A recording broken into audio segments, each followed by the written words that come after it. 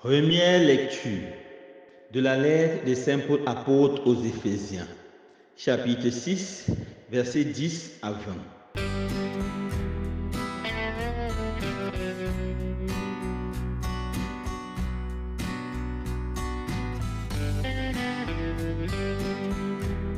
Frères, puisez votre énergie dans le Seigneur et dans la vigueur de sa force.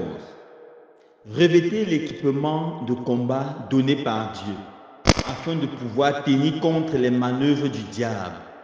Car nous ne luttons pas contre des êtres de sang et de chair, mais contre les dominateurs de ce monde des ténèbres, les principautés, les souverainetés, les esprits du mal qui sont dans les régions célestes. Pour cela, prenez l'équipement de combat donné par Dieu. Ainsi, vous pourrez résister quand viendra le jour du malheur et tout mettre en œuvre pour tenir bon. Oui, tenez bon, ayant autour des rangs la ceinture de la vérité, portant la cuirasse de la justice, les pieds chaussés de l'ardeur à annoncer l'évangile de la paix, et ne quittez jamais le bouclier de la foi, qui vous permettra d'éteindre toutes les flèches enflammées du mauvais. Prenez le casque du salut et le glaive de l'esprit, c'est-à-dire la parole de Dieu. En toutes circonstances, que l'esprit vous donne de prier et de supplier. Restez éveillés, soyez assidus à la supplication pour tous les fidèles. Priez aussi pour moi, qu'une parole juste me soit donnée quand j'ouvre la bouche pour faire connaître avec assurance le mystère de l'Évangile, dont je suis l'ambassadeur dans mes chaînes. Priez donc afin que je trouve dans l'Évangile pleine assurance pour parler comme je le dois. Parole du Seigneur. Nous rendons grâce à Dieu.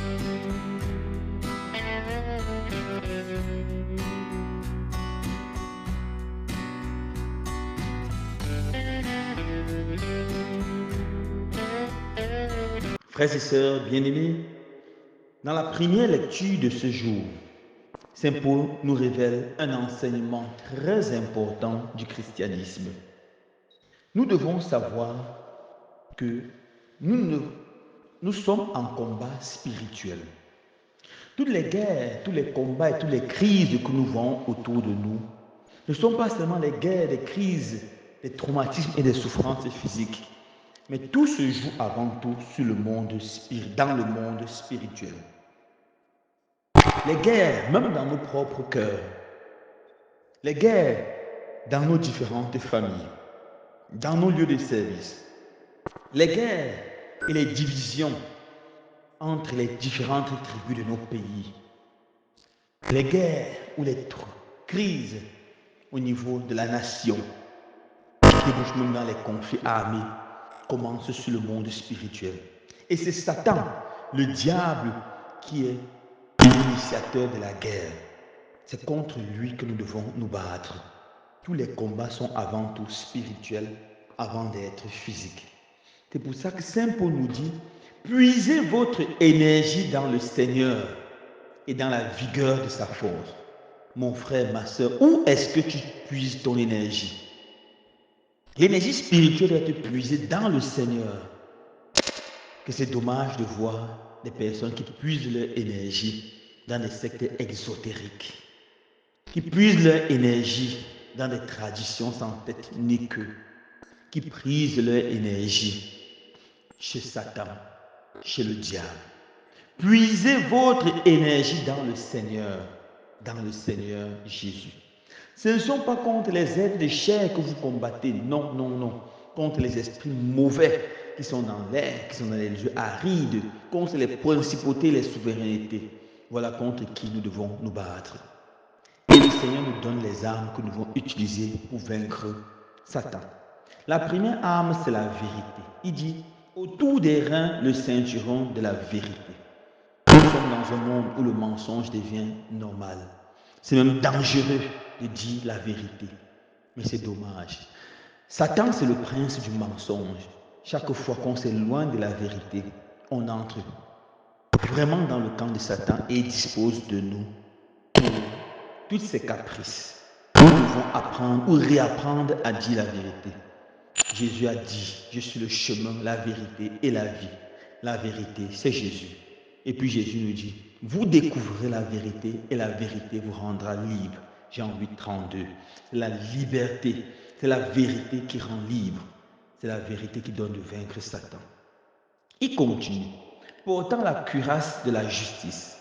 La cuirasse, c'est ce que ces soldats de l'époque portaient sur la poitrine afin qu'une flèche, une flèche même perdue ou un coup d'épée ne les transperce pas. La cuirasse, c'est la justice. Une arme efficace pour lutter contre Satan, c'est la justice. Et la justice consiste à rendre à chacun ce qui est son dû, ce qui est son droit, à ne pas être malhonnête, à être vrai, à être bon. Voilà ce que veut dire la justice. La justice est une arme efficace. Tu ne peux pas être injuste envers des personnes, leur donner un salaire de misère.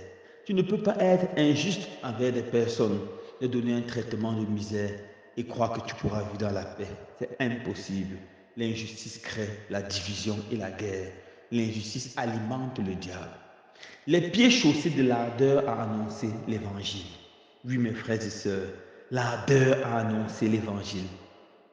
Le pape, en 2023, avait choisi pour la journée des missions ce thème extraordinaire.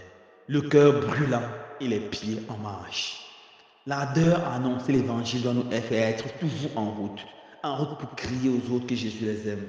Nous devons saisir toutes les occasions pour annoncer l'évangile de la paix, pour dire que Jésus aime et que Jésus veut que nous vivions dans la paix. Le bouclier de la foi. Le bouclier de la foi. C'est avec le bouclier que les soldats se protégeaient contre tout ce qui pouvait venir. Le Seigneur nous rappelle que le bouclier, c'est la foi. La foi est l'arme la plus extraordinaire. Et ce qui détruit la foi, c'est la peur. Dès qu'on a peur, la foi commence à dégringoler. Lorsqu'on a la foi, la peur n'a pas de place. Mon frère, ma soeur, avec la foi, tu peux éteindre toutes les flèches enflammées du diable. Avec la foi, tu ne peux pas paniquer devant un mauvais rêve. Avec la foi, tu ne peux pas paniquer devant quelqu'un qui vient t'annoncer un malheur. Avec la foi, tu restes attaché à Jésus. Même si tu es dans la vallée de l'âme de la mort, tu ne crains aucun mal. C'est la force et la beauté de la foi. Il dit, prenez le casque du salut et le glaive de l'esprit, c'est-à-dire la parole de Dieu. Finalement, on se rend compte que l'arme défensive, c'est juste la parole de Dieu, c'est l'épée, c'est le glaive. Que c'est dommage de voir les chrétiens qui sont étrangers à la parole de Dieu. Saint Jérôme avait raison de dire qu'ignorer les Écritures, c'est ignorer le Christ. Comment peux-tu attaquer le camp de l'ennemi? Comment peux-tu sémer la pagaille et la panique dans le camp des ennemis? Tu es pas un homme de la parole de Dieu. Nous devons savoir que la parole de Dieu, c'est notre force. Et finalement, c'est un peu conclu. Prier. Prier et supplier en tout temps. Prier et supplier. C'est la prière qui nous fait nous sanctifier chaque jour, qui nous fait vaincre le vieil homme en nous et qui nous fait vaincre tout combat spirituel. Nous devons devenir des hommes et des femmes de prière. Nous devons réapprendre à prier, réapprendre à aimer la prière. Que le Seigneur allume en nos cœurs le désir de la prière, afin que pendant la prière et surtout dans la prière, nous puisions notre force et notre énergie du Seigneur et que nous puissions crier au monde entier que lui seul est Seigneur. Loué soit Jésus-Christ.